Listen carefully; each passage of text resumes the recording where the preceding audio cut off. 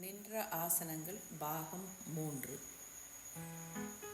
ஒரு சுவற்றுக்கு அருகில் சென்று காலை பிரித்து விட்டு வலது புறமாக சாய்ந்து வலது காலை வலது கையால் பிடித்து இடது கை தலைக்கு மேலே தூக்கி இருக்கணும். காலை தூக்கி செவுத்து மேலே வச்சு சாய்ச்சிக்கணும். அதே மாதிரி இடது புறம் செய்யும்போது இடது கை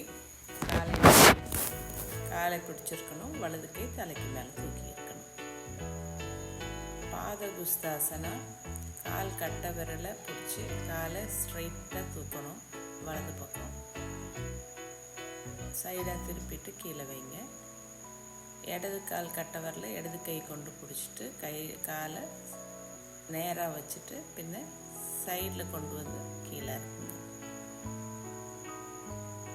3வது ஆசனம் பேர் பிரமிட் ஆசனம்.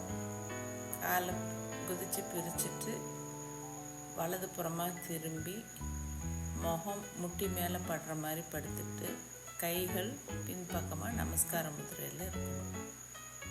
இதை 1லேருந்து 30 கவுண்ட் என்ற வரைக்கும் அதே பொசிஷனில் இருங்க.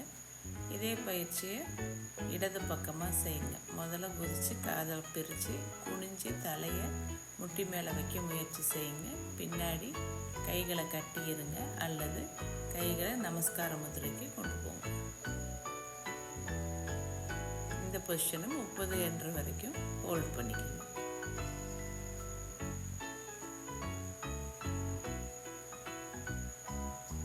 கால்களை சேர்த்துக்கங்க. திரும்ப குதித்து கால்களை பிரித்து கைகளை தலைக்கு மேலே கொண்டு போங்க.